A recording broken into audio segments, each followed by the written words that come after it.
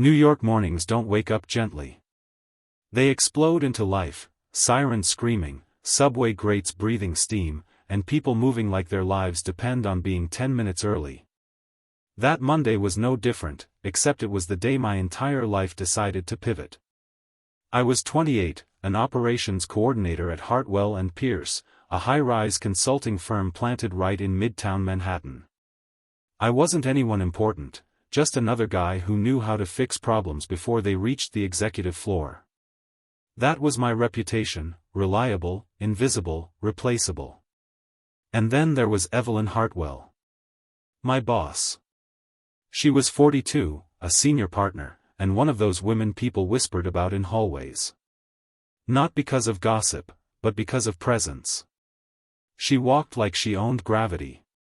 Sharp suits, controlled smiles, eyes that missed nothing. She didn't raise her voice. She didn't have to. At 8:47 a.m., everything went wrong. The elevators stopped. All 20 of them. Power surge, facilities said over the intercom. We're working on it.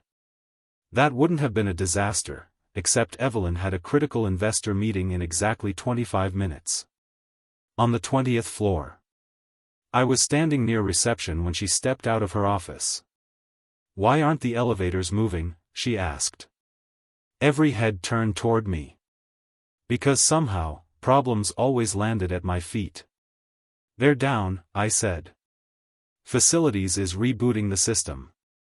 She checked her watch. "I can't be late." I looked at the stairwell door. Then back at her. 20 floors. She followed my eyes and laughed once, short, sharp. "You're not suggesting." "I am," I said before my courage evaporated. The lobby went silent. "You want to carry me?" she asked, eyebrows raised. "I can," I said. "If you're okay with it." She studied me like she was assessing risk. Then, surprisingly, she kicked off her heels. "Fine," she said. "Let's go." She wrapped her arms around my shoulders, light but firm. She smelled like citrus and something expensive. I lifted her easily, years of weekend lifting and stubborn pride paying off. The stairwell echoed with each step. Floor 5. Floor 10. My breathing deepened, but I didn't slow. "You didn't hesitate," she said quietly. "Didn't seem like the time," I replied. Floor 15. Her grip tightened slightly. "You know," she said, "most people here are afraid of me." "I know. And you?" I paused for half a second. "I respect you." She smiled against my shoulder. By floor 20, my arms burned, but I didn't let her see it. When I set her down, she straightened her blazer like nothing extraordinary had happened. "Wait outside," she said. "And get some water."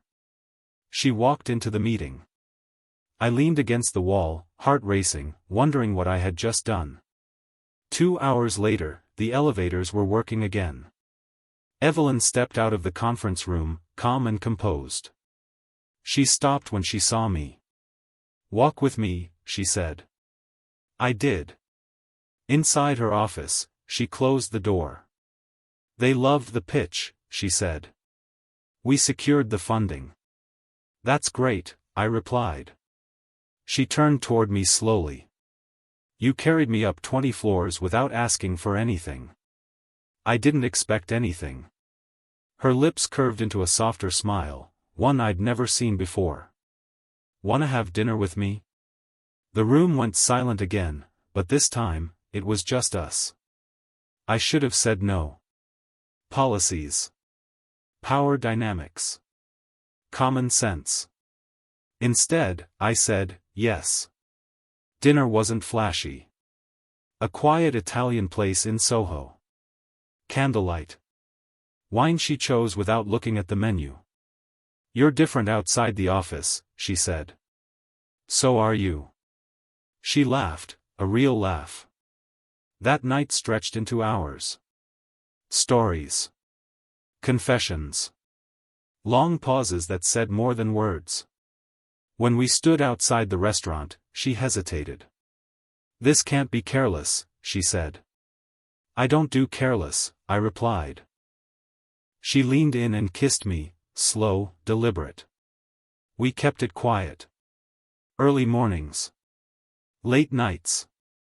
No messages during office hours. But tension has weight. People noticed. Whispers followed. One evening, she stood by the window of her penthouse, city lights spilling across her face. "Are you afraid?" she asked. "Yes," I said. "But not of this." She took my hand. When HR rumors surfaced, she did the unexpected. She stepped down from direct oversight of my department. "Your future shouldn't be collateral," she said. That's when I knew. This wasn't a moment. It was a direction. A year later, we stood in the same lobby. Elevators humming. She wore flats. "You know," she said, "you never did ask for your reward." I smiled. Dinner was enough. She squeezed my hand. "Good. Because tonight, there's more." And for the first time in my life, the building didn't feel so tall anymore.